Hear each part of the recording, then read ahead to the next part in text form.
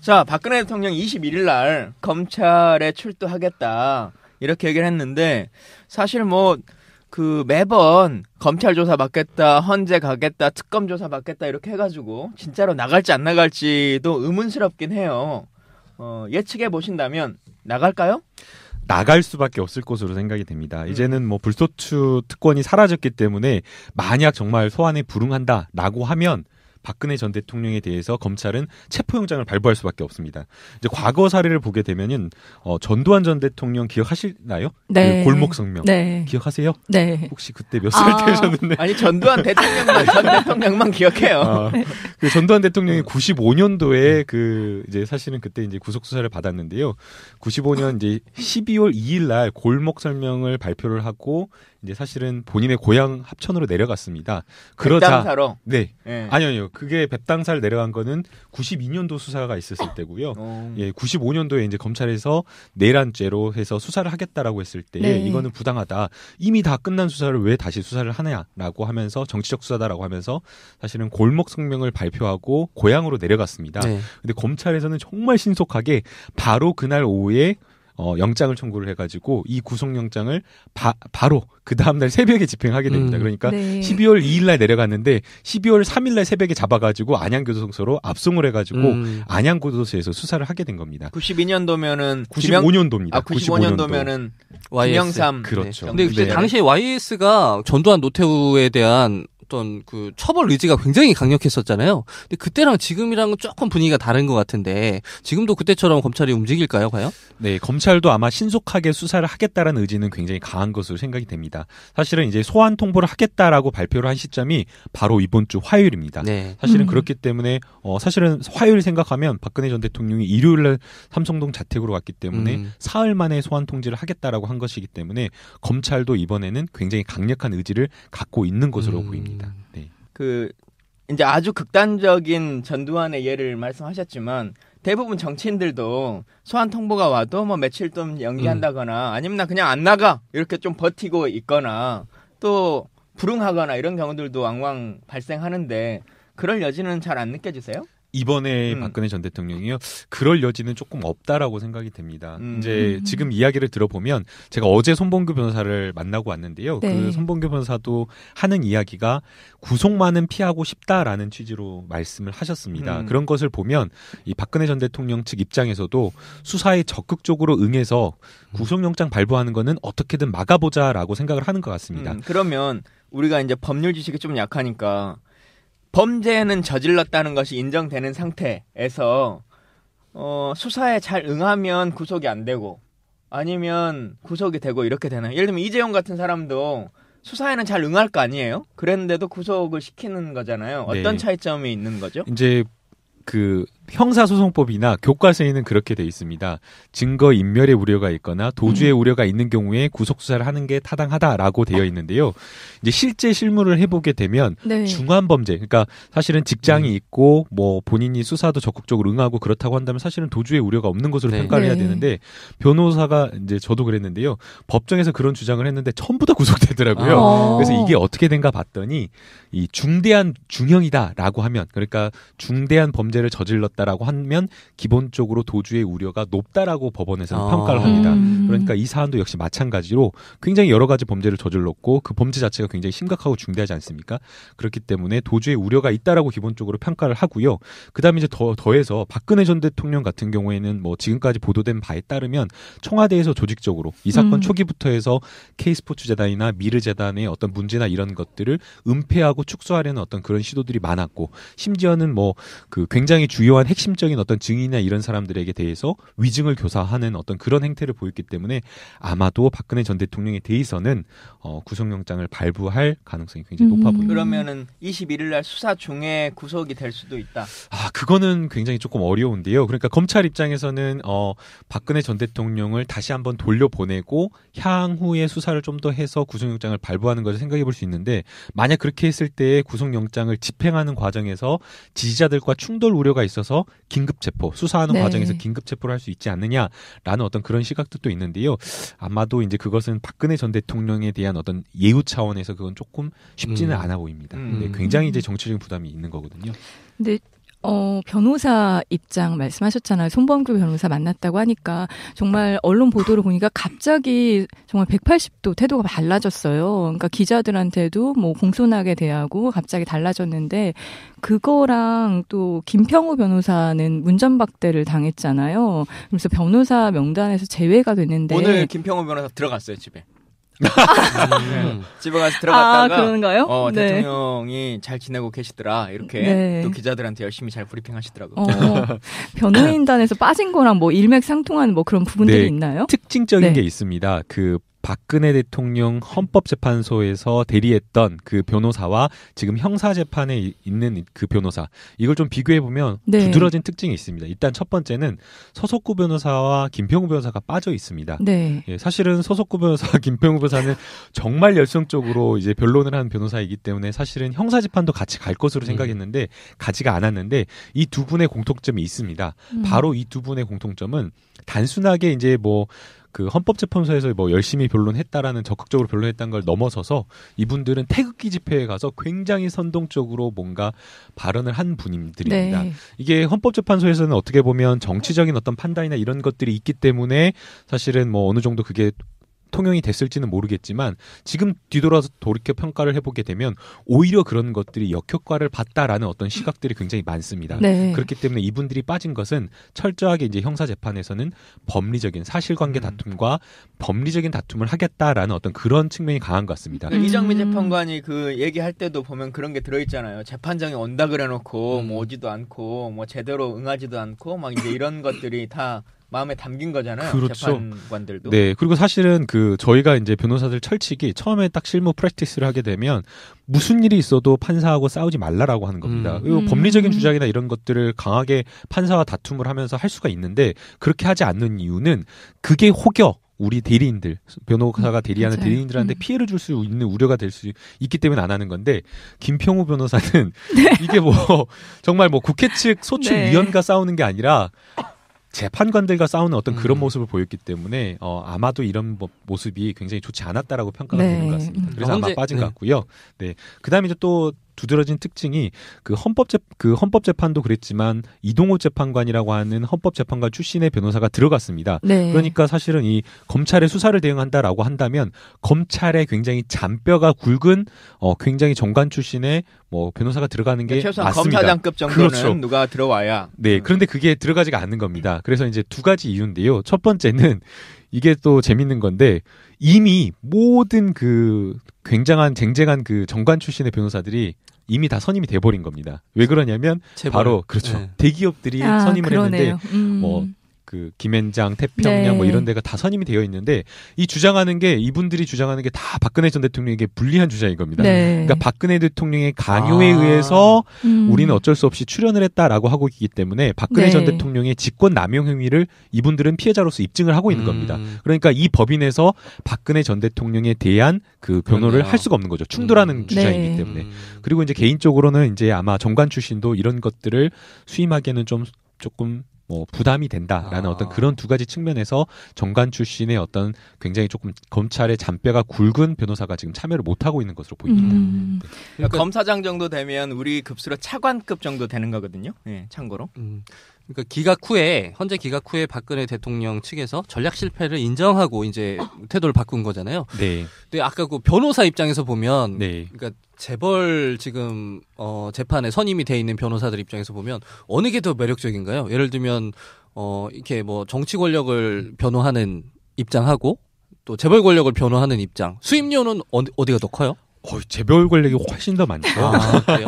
네. 아니면 그럼 뭐 다른 메리트라고 보면 뭐 커리어라든지 뭐 이런 커리어도 스포츠. 그렇고 역시 마찬가지로 재벌 권력이죠. 이 정치 권력은 뭐 아무 돈이 안 됩니다. 그래요? 네, 돈도 안 될 뿐더러 사실은 정치적인 어떤 부담이나 될 뿐이죠. 특히나 또 박근혜 전 대통령 같은 경우에는 이미 국민들한테 신임을 완전히 저버린 어떤 대통령인데 이분들을 대리할 이유가 없는 거죠. 과거 사례를 보게 되면 이건희 뭐 회장과 이맹희 그 네. 형이죠. 그 재벌가 그 상속 분쟁 소송을 이걸 보게 되면 무려 재벌가에서 받은 그 수임료가 60억 정도가 됐어요. 어마어마한 돈이죠. 그러니까 뭐 법인 입장에서 변호사 입장에서는 박근혜 전 대통령이냐 아니면은 뭐 SK냐 삼성이냐 이런 걸 생각을 해보면 전혀 뭐 고민의 대상이 되지 네. 않습니다. 이럴 수 있잖아요. 그러니까 김앤장이다 치면 김앤장에서 뭐 삼성에서도 뭐 의뢰가 올 수도 있고 박근혜도 의뢰가 올 수 있는데 이걸 두 개를 동시에 이게 입장이 다르기 때문에 한 그 법인에서 이거 두 개를 다 동시에 할 수는 없다는 지금 이야기이신 맞습니다. 거죠? 네네네. 네. 그렇게 되면 서로 근데 어쨌든 개별 변호인들이 변호 활동을 하는 건데도 그런가요? 네, 법인이기 때문에, 그러니까 사실은 이제 개별 네. 변호사이기 때문에 상관이 없다라고 생각하실지 모르지만, 이제 법인은 이제 하나의 법인 속에 여러 변호사들이 소속돼 있기 때문에 네. 충돌하게 되는 거고요. 약간 이제 특수하게 이제 김앤장 같은 경우에는 법인이 아니라 법률 사무소로 네. 되어 있어서 사실은 가능하긴 하지만, 그럼에도 불구하고 이제 법인에서는 충돌이 되기 때문에 선임을 하지 않는 겁니다. 그리고 이제 통상 로펌에서 못 구하면 민정수석이 이 일을 하는 거잖아요. 네. 통상적으로 그렇게 해왔었죠. 그러니까 2009년도에 노무현 대통령 그 박연차 게이트 아, 사건 뭐 그때 이렇게 문재인 벌어질 때도 맡았었죠. 문재인 민정수석 뭐 비서실장도 그때 하긴 했습니다. 민정수석을 가지고 하는 거고 전두환 대통령 아까 말했는데 그때는 민정이 아니고 사정수석이었거든요. 그렇죠. 네네. 이제 사정수석을 데려다가 하는 경우들도 있는데 참 이분도 주위에 사람이 없긴 없어요. 네. 결국 초대 민정수석으로 보면 김영한 민정수석은 타계했고 네. 그다음에 곽상도 민정수석은 국회의원이 돼가지고 이제 이걸 해줄 수 있는 상황이 못 되고 최재경은 본인이 거절했다 그래요. 그리고 마지막 이제 우병우 민정수석은 지금 본인도 동시에 재판을 받고 있는 사람이기 네. 때문에 이걸 변호해줄 수가 없는 거죠. 그래서 네. 진짜 주위에 지켜줄 수 있는 사람이 최순실 하나밖에 없는. 끝까지 가는 사람은 최순실밖에 없는. 한 명 있네요. 황교안 군한테 황교안이 옷을 벗어야 옷을 벗어가지고 해주니까. 나와가지고 도와줄 네. 수 있을지 모르겠네요. 네. 그만한 대한민국의 장관이었긴 할 텐데 대통령 권한대행 출신에 어이구 참. 근데 어쨌든 지금 언론에서 나오는 걸 보면 이재용과 그 박근혜의 대질 조사가 되느냐, 성립이 될까, 가능할까, 뭐 이런 얘기들이 계속 나오고 있어요. 그 부분은 어떻게 보세요? 대질의 필요성은 굉장히 높아 보입니다. 그러니까 네. 박근혜 전 대통령의 그 핵심적인 어떤 범죄 혐의가 뇌물죄와 제3자 뇌물죄인데요. 그 뇌물죄와 제3자 뇌물죄를 직접적으로 입증하는 진술을 해주고 있는 부분이 바로 박근혜 전 대통령과 이재용 부회장 사이의 독대입니다. 네. 그러니까 그 독대 과정에서 부탁을 했고 이 부탁을 받은 서로 간에 부탁을 했고 부탁을 받아서 박근혜 전 대통령이 안종범 수석을 통해서 지시를 했다는 내용이기 때문에 네. 사실은 두 사람의 어떤 진술이 어긋난다, 그러니까 배치가 된다라고 하면 사실은 대질의 가능성이 굉장히 높아 보입니다. 그러니까 이재용 부회장뿐만 아니라 안종범 수석 또는 심지어는 최순실 씨와의 대질이 굉장히 필요한 상황인데요. 이제 과거의 사례를 보게 되면 노무현 전 대통령 같은 경우에도 검찰 측에서 대질 수사를 하겠다라고 했는데도 불구하고 노무현 전 대통령 측에서 이거는 예우 차원에서 좀 불가능하다, 받아들일 수 없다라고 해서 하지 않는 사례가 있습니다. 그래서 아마도 박근혜 전 대통령도 이거는 대질은 하고 싶지 않다라고 할 가능성이 높고요. 그럼에도 불구하고 검찰에서 한다고 하면 사실은 한다고 하더라도 그 실질적으로 수사가 이루어지기가 어려운 게 일반적으로 피의자가 나 대질 안 받겠다라고 하면서 대질에 대해서는 전부 다 묵비권을 행사를 해버리는 경우가 있습니다. 그렇기 때문에 아마도 이번에도 대질은 조금 이루어지지는 않을 가능성이 높아 보입니다. 근데 그 대질이라는 거를 상상을 해보면 그 두 사람이 만약에 검찰에서 대질 조사를 받는다고 하면 이게 별로 도움이 안 될 것 같은 생각이 드는 게 뭐냐면 그 당시에 독대했을 때 어떤 녹취록이나 어떤 증거들이 안 남아 있을 거 아니에요. 근데 서로 지금 다른 주장을 하고 있는데 만나서 막 이럴 거 아니에요. 네가 뇌물 주면은 삼성물산 합병한다고 약속했잖아. 이렇게 물어볼 거고. 그러면 나는 그런 약속한 거 없는데 무슨 소리냐. 뭐 이런 대화들이 오고 갈 것 같은데 네. 그런 대질이 그 검찰 조사에 직접적인 도움이 될 것 같진 않거든요. 어차피 정황으로 보고 수사를 할 수밖에 없는 거 아닌가요? 보통은 이제 대질을 하는 경우에 과연 대질 조사해서 필요성이 있느냐라는 그런 생각을 하는 경우가 많은데요. 네. 근데 실제 대질을 해보게 되면 눈동자가 흔들리나요? 눈동자가 흔들리는 것도 있지만 거짓말을 하는 사람들은 일단 자기 주장이 매우 구체적이거나 있거나 신빙성 있게 이야기를 하지 못합니다. 근데 어. 정말 이게 사실이다라고 주장하는 사람들은 그 상황이나 이야기나 이런 것들에 대해서 매우 소상하고 구체적이고 힘있게 주장을 하기 때문에 조사를 하는 그 수사관 입장이나 검사 입장에서는 대지를 해보면 심증이나 이런 것들을 굳힐 수가 있고요. 그 다음에 이 경우에도 뭐 이재용 부회장이나 박근혜 전 대통령의 입장이나 진술이 굉장히 배치되고 다를 가능성이 높아 보입니다. 그럼에도 불구하고 안종범 수석의 어떤 진술이라든가 또는 안종범 수석의 수척, 그 다음에 뭐 또 박근혜 전 대통령이 이야기를 할 때 그냥 이야기를 하는 것이 아니라 말씀 자료를 가지고 들어가서 이야기를 하고 있기 때문에 이러한 어떤 증거들에 의해서 조금 불확정적인 어떤 진술이나 이런 것들은 조금 확정이 될 수 있을 것으로 생각이 됩니다. 근데 지금 진행되고 있는 조사 과정을 보면 좀 의문이 드는 게 그럼 청와대 어쨌든 압수수색이 정말 결정적인 그 증거 자료가 분명히 나올 수 있을 것 같은데 검찰에서는 압수수색을 하지 않겠다라고 지금 얘기를 하고 네. 오히려 안종범 전 수첩이면 안종범 전 수석의 수첩이면 충분하다 이런 식으로 지금 빨리 진행을 하겠다라는 얘기인데 이게 정말 과연 맞는 건가요? 빨리 압수수색을 해서 그냥 같이 증거를 더 명확하게 하는 게 더 좋은 거 아닌가요? 일단은 조금 쉽지는 않을 것으로 생각이 됩니다. 이제 네. 압수수색을 검찰에서 하겠다라고 하면 그 압수수색이 조금 통용이 돼야 되는데 조금 저희가 예상하기로는 네. 이미 지금 그 비서실장이나 경호실장이나 이런 분들에 대한 사표가 발리돼서 박근혜 전 대통령이 임명을 했던 사람들이 그대로 있는 겁니다. 그러니까 네. 검찰에서는 다시 지금 압수수색 영장을 신청하다 하더라도 또 사실은 또 거부될 가능성이 높기 때문에 아마 그런 것을 조금 생각할 것으로 근데 보이고요. 그 검찰이 그 영화에서처럼 딱 이렇게 경찰들이랑 딱 데리고 가가지고 치고 못 들어갑니까? 그러니까 저도 그걸 주장하는데요. 사실은 치고 들어가가지고 압수수색을 방해하는 것은 공무집행 방해를 해가지고 네. 긴급체포해버리고 현행범 체포를 해버리고 그런 식으로 조금 밀고 들어가야 된다고 생각을 합니다. 왜 그러냐면 이 그 형사소송법에서 규정을 하고 있는 그 110조와 111조로 보게 되면 중대한 국가의 이익을 해하지 않는 이상은 이 압수수색 영장 집행을 방해해서는 안 된다라고 지금 규정을 하고 있기 때문에 지금 청와대에서 이 방해를 하고 있는 것 자체가 정당한 공무라고 보여지지가 않거든요. 네. 근데 이제 그럼에도 불구하고 검찰과 청와대가 충돌하는 모습을 보이기 어렵기 때문에 아마 그렇게 하지 않은 것으로 보이고요. 그다음에 이제 일반적으로 압수수색이라고 하는 것이 수사의 가장 초기 단계에 하는 겁니다. 네. 근데 이제 지금 이미 박근혜 전 대통령의 수사나 이런 부분이 상당한 정도로 입증이 되었고 공범자들의 진술이나 뭐 증거들이 충분히 차고 넘치기 때문에 아마도 굳이 해서 아마 받아지지 않을 어떤 그런 것들을 압수수색을 하지 않겠다라는 그런 입장인 것 같습니다. 이런 측면도 있지 않을까요? 그러니까 박근혜 대통령이 어쨌든 청와대에 머물고 있을 때는 이게 압수수색이라는 것 자체가 하나의 제스처고 좀 상징적인 의미가 있는 거잖아요. 근데 지금 만약에 이미 박근혜 대통령 빠져나왔는데 약간 좀 빈집털이 같은 느낌이 들어서 그걸 뭐 굳이 그렇게 정치적 부담까지 안아가면서 그렇게 무리수를 두지 않으려고 하는 것 같은데 뭐 그런 측면도 있을 근데 것 같아요. 반대로 보면 지금은 이제 정치적 액션이 아니고 진짜 법리 집행이 되는 거잖아요. 그 검찰 입장에서는 더 부담 없이 저는 할 수 있을 것 같은데. 그리고 저는 국민의 입장에서 강압적인 압수수색을 했으면 좋겠다는 생각이 지금 대통령 기록물이 어떻게 될지도 모르고 증거인멸의 가능성이 충분한 상황인데 왜 압수수색을 하지 않을까 이런 생각이 들거든요. 아니 근데 이게 강압적인 압수수색 우리도 얘기를 하지만 이게 강압적이 아니라 정상적인 그렇죠. 법 집행 해달라는 거잖아요. 공무집행이죠. 영장이 나와 있는 네. 걸 그냥 영장도 없이 그냥 무조건 가서 한번 털어와봐 이게 아니라 영장까지 나와 있는 건데. 근데 그마저도 안 되니까 강압적으로라도 해서 좀 했으면 그 좋겠다 이런 영장은 생각이 드는 유효기간이 지금 거죠. 남아 있습니까? 네. 유효기간이 그 2월 말일까지이기 때문에 끝났네. 끝났습니다.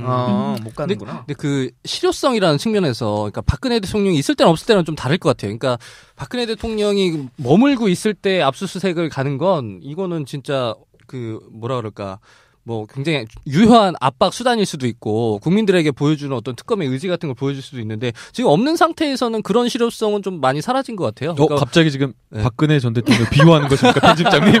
그럼에도 불구하고 압수수색을 해야 되는 이유는 아까 이야기한 것처럼 갑자기 말 아까까지 비밀거리니까 안 해도 된다 이렇게 했는데 갑자기 얼굴이 빨개지셨어요, 편집장님? 아니요, 그렇지 않아요. 얼굴 전혀 빨개지지 않았습니다. 빨개졌어요 지금. 그런가요? 근데 압수수색을 해야죠. 압수수색은 강력하게 해야 제가 됩니다. 이런 경우가 네. 많았어요. 그 방송에서 이야기를 하는데 다 이야기를 하고 이래서는 뭐 이런 측면이 있는데 제 이야기는 궁극적으로는 끝에 하는 이야기인데 잘려버리죠. 그러니까 잘려가지고 박근혜 대통령의 생각 입장이다 이럴 것이다라고 말하고 뒤에서는 정말 그래서는 안 된다라고 말을 하려고 하는데 앞에서 잘려가지고 뒤에는 갑자기 제가 갑자기 침박이 되는 그런 경우가 많았는데요. 이게 시사정비서 초반에 그런 경우가 되게 많았어요. 의원님이 딱 그거야. 진짜 나는 난 미간식으로 뒤에 내 얘기하고 싶었는데 앞에서 잘라버리고 그래서 공감합니다. 네, 그런 적이 많았습니다. 그래서 반성하세요. 침박입니까? 진박입니다. 아, 진박입니다. 그 앞에 얘기를 하다가 하나 좀 빼먹은 건데 그 구속이라고 하는 걸 할 때 도피의 우려가 없다라고 하는 얘기들을 많이 하잖아요. 네. 그 연관해서 많은 국민들이 생각하는 게 박근혜 대통령은 출국 금지 안 하냐, 해외 혹시 나가버리면 검찰이 조사 못하는 거 아니냐 이런 얘기들이 많은데 그 피의자 신분이 되고 이렇게 조사를 받게 되면 자동적으로 해외 출국이 안 되거나 뭐 그러지는 않는 거죠. 따로 이걸 뭐 신청을 해야 되는 네, 거죠. 출국 금지 신청을 따로 하는 경우가 많고요. 그 다음에 이제 일반적인 어떤 그냥 가벼운 범죄나 이런 것들은 출국 금지 신청을 따로 하진 않고요. 중대한 범죄를 저진 어떤 그런 범죄인들, 아니, 범죄 이건 엄청 피의자들을 중대한 범죄잖아요. 그러니까 뭐 박근혜 전 대통령 같은 경우에는 뭐 상징적으로라도 그러니까 과연 박근혜 전 대통령이 도망갈 도주의 우려가 있느냐 뭐 그런 생각을 하시는 분들이 있는데요. 아니 그게 도주가 아니라 나 좀 머리 좀 식히려고 아니 우리도 그럴 수 있잖아요. 이제 나 진짜 너무 힘들다. 머리 좀 식히러 한 보름간만 어디 스위스라도 좀 뭐 다른 일도 겸해서 볼 겸 갔다 와야겠다. 은행엔 절대 안 갈 거다 이렇게 하면서 굳이 네. 이 시점에서 네. 그렇죠? 스위스를 갈 일이 갑자기 생기거나 뭐 이럴 수도 있잖아요. 그러니까 뭐 실효성이나 이런 걸 저런 걸 떠나서 정말 만에 하나라는 게 있지 않습니까? 만에 하나 정말 박근혜 전 대통령이 정말 갑작스럽게 새벽에 출국을 해버린다라고 하면 그때 뭐 출국 금지 조치를 할 수는 있는 상황이 아니어버리거든요. 그것도 판사가 영장을 동의해줘야 아닙니다. 됩니까? 영장이 필요 없이 법무부에다가 그 검찰이 신청을 하면 되는 거기 때문에 예, 법원의 영장이 필요가 없습니다. 약간 예우 차원인가요? 안 하고 있는 걸? 예우 차원이라기보다는 이제 상징적으로 필요하다라고 검찰에서는 검토를 한 것으로 보이는데 네. 오히려 그것보다 더 강력한 조처인 수사를 하겠다라고 지금 보기 때문에 그게 필요 없다라고 지금 판단을 한 것 같습니다. 둘 다 할 수도 있을 것 같은데. 네. 어저께 그 박근혜 집에서 그 창문을 가린 차량이 빠져나갔다 그러잖아요. 네. 그런 거 보면서 국민들이 불안해할 수 있죠. 박근혜 저거 도망가는 거 아니야? 저거 빨리 뭔가 이렇게 뭐 밀항이라도 해가지고 저기 뭐 중국이나 뭐 일본 같은 데로 빠져나가는 거 아니냐 이런 불안감을 갖고 있는데. 설마 밀항 이런 거 하겠어요? 정상적으로 그냥 비행기 타고 어디 잠깐 여행을 갈 수는 있어도 저는 아무리 그래도 뭐 밀항을 해요. 밀항을 계획하신 거 아닙니까? 아니 그 새우잡이 같은 거 타고 영화에서 나오듯이. 편집장님 계획하신 거 아니에요? 너무 그 박근혜 대통령 측의 입장으로 서석구 변호사 같은 얘기하고 있어. 아니 박근혜가 밀항을 할 수 있다는데 왜 서석구가 나와? 황해 같은 영화 황해 보셨어요? 그리고 뭐 보면은 무슨 창고 같은데 들어가가지고 밀항하고. 왜 그래요 진짜. 그러면 제가 인정하겠습니다. 네. 밀항은 안 하시는 걸로. 그럼. 네. 증인이나 이런 사람들에게 대해서 위증을 교사하는 어떤 그런 행태를 보였기 때문에 아마도 박근혜 전 대통령에 대해서는 구속영장을 발부할 가능성이 굉장히 높아 보입니다. 그러면은 21일 날 수사 중에 구속이 될 수도 있다. 그거는 굉장히 조금 어려운데요. 그러니까 검찰 입장에서는 박근혜 전 대통령을 다시 한번 돌려보내고 향후에 수사를 좀 더 해서 구속영장을 발부하는 것을 생각해 볼 수 있는데 만약 그렇게 했을 때 구속영장을 집행하는 과정에서 지지자들과 충돌 우려가 있어서 긴급 체포, 수사하는 과정에서 긴급 체포를 할 수 있지 않느냐라는 어떤 그런 시각도 또 있는데요. 아마도 이제 그것은 박근혜 전 대통령에 대한 어떤 예우 차원에서 그건 조금 쉽지는 않아 보입니다. 근데 굉장히 이제 정치적인 부담이 있는 거거든요. 근데 변호사 입장 말씀하셨잖아요. 손범규 변호사 만났다고 하니까 정말 언론 보도를 보니까 갑자기 정말 180도 태도가 달라졌어요. 그러니까 기자들한테도 뭐 공손하게 대하고 갑자기 달라졌는데 그거랑 또 김평우 변호사는 문전박대를 당했잖아요. 그래서 변호사 명단에서 제외가 됐는데 오늘 김평우 변호사 들어갔어요 집에. 집에 가서 들어갔다가 그런가요? 네. 대통령이 잘 지내고 계시더라 이렇게 또 기자들한테 열심히 잘 브리핑하시더라고요.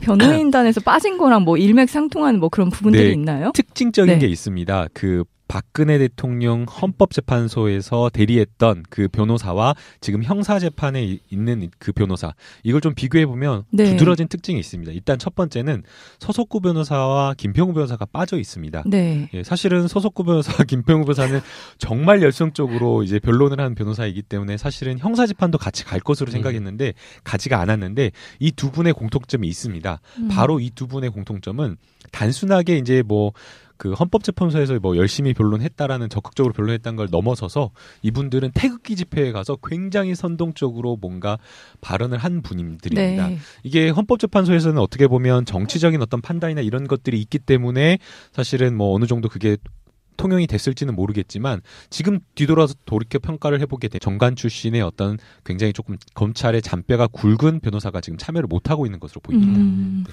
그러니까 검사장 정도 되면 우리 급수로 차관급 정도 되는 거거든요. 예, 참고로. 그러니까 기각 후에 현재 기각 후에 박근혜 대통령 측에서 전략 실패를 인정하고 이제 태도를 바꾼 거잖아요. 네. 근데 아까 그 변호사 입장에서 보면, 네. 그러니까 재벌 지금 재판에 선임이 돼 있는 변호사들 입장에서 보면 어느 게 더 매력적인가요? 예를 들면 이렇게 뭐 정치 권력을 변호하는 입장하고 또 재벌 권력을 변호하는 입장, 수임료는 어디가 더 커요? 재벌 권력이 훨씬 더 많죠. 그래요? 네. 아니면 그럼 뭐 다른 메리트라고 보면 뭐 커리어라든지 뭐 이런 커리어도 면에서 볼 때. 그렇고 역시 마찬가지로 재벌 권력이죠. 이 정치 권력은 뭐 아무 돈이 안 됩니다. 그래요? 예, 돈도 안 될 뿐더러 사실은 정치적인 어떤 부담이나 될 뿐이죠. 특히나 또 박근혜 전 대통령 같은 경우에는 이미 국민들한테 신임을 완전히 저버린 어떤 대통령인데 이분들을 대리할 이유가 없는 거죠. 과거 사례를 보게 되면 그 이건희 뭐 회장과 이맹희 그 네. 형이죠. 그 재벌가 그 상속 분쟁 소송을 이걸 보게 되면 무려 재벌가에서 받은 그 수임료가 60억 정도가 됐습니다. 어마어마한 돈이죠. 그러니까 뭐 법인 입장에서 변호사 입장에서는 박근혜 전 대통령이냐 아니면은 뭐 SK냐 삼성이냐 이런 걸 생각을 해보면 전혀 뭐 고민의 대상이 되지 네. 않습니다. 이럴 수 있잖아요. 그러니까 김앤장이다 치면 김앤장에서 뭐 삼성에서도 뭐 의뢰가 올 수도 있고 박근혜에도 의뢰가 올 수 있는데 이걸 두 개를 동시에 이게 입장이 다르기 때문에 한 그 법인에서 이거 두 개를 다 동시에 할 수는 없다는 지금 이야기인 맞습니다. 거죠. 네네네. 네. 그렇게 되면 서로 근데 어쨌든 개별 변호인들이 변호 활동을 하는 건데도 그런가요? 네, 법인이기 때문에, 그러니까 사실은 이제 개별 네. 변호사이기 때문에 상관이 없다라고 생각하실지 모르지만, 이제 법인은 이제 하나의 법인 속에 여러 변호사들이 소속돼 있기 때문에 네. 충돌하게 되는 거고요. 약간 이제 특수하게 이제 김앤장 같은 경우에는 법인이 아니라 법률 사무소로 네. 되어 있어서 사실은 가능하긴 하지만, 그럼에도 불구하고 이제 법인에서는 충돌이 되기 때문에 선임을 하지 않는 겁니다. 그리고 이제 통상 로펌에서 못 구하면 민정수석. 자, 박근혜 대통령 21일 날 검찰에 출두하겠다 이렇게 얘기를 했는데 사실 뭐 그 매번 검찰 조사 받겠다, 헌재 가겠다, 특검 조사 받겠다 이렇게 해가지고 진짜로 나갈지 안 나갈지도 의문스럽긴 해요. 예측해 보신다면 나갈까요? 나갈 수밖에 없을 것으로 생각이 됩니다. 이제는 뭐 불소추 특권이 사라졌기 때문에 만약 정말 소환에 불응한다라고 하면 박근혜 전 대통령에 대해서 검찰은 체포영장을 발부할 수밖에 없습니다. 이제 과거 사례를 보게 되면은 전두환 전 대통령 기억하시나요? 네. 그 골목 성명 네. 기억하세요? 네. 혹시 그때 몇 살 때셨는데? 아니 전두환 전 대통령만 기억해요. 그 전두환 대통령이 95년도에 그 이제 사실은 그때 이제 구속 수사를 받았는데요. 95년 이제 12월 2일 날 골목 설명을 발표를 하고 이제 사실은 본인의 고향 합천으로 내려갔습니다. 그러자 백당사로. 네. 예. 아니요. 그게 뱁당사를 내려간 거는 92년도 수사가 있었을 때고요. 예, 95년도에 이제 검찰에서 내란죄로 해서 수사를 하겠다라고 했을 때 네. 이거는 부당하다. 이미 다 끝난 수사를 왜 다시 수사를 하냐라고 하면서 정치적 수사다라고 하면서 사실은 골목 성명을 발표하고 고향으로 내려갔습니다. 네. 근데 검찰에서는 정말 신속하게 바로 그날 오후에 영장을 청구를 해가지고 이 구속영장을 바로 그 다음날 새벽에 집행하게 됩니다. 그러니까 네. 12월 2일날 내려갔는데 12월 3일날 새벽에 잡아가지고 안양교도소로 압송을 해가지고 안양교도소에서 수사를 하게 된 겁니다. 92년도면은 95년도입니다. 95년도면은 김영삼. 그렇죠. 근데 네. 당시에 YS가 전두환 노태우에 대한 어떤 그 처벌 의지가 굉장히 강력했었잖아요. 근데 그때랑 지금이랑은 조금 분위기가 다른 것 같은데 지금도 그때처럼 검찰이 움직일까요, 과연? 네, 검찰도 아마 신속하게 수사를 하겠다라는 의지는 굉장히 강한 것으로 생각이 됩니다. 사실은 이제 소환 통보를 하겠다라고 발표를 한 시점이 바로 이번 주 화요일입니다. 네. 사실은 그렇기 때문에 사실은 화요일 생각하면 박근혜 전 대통령이 일요일날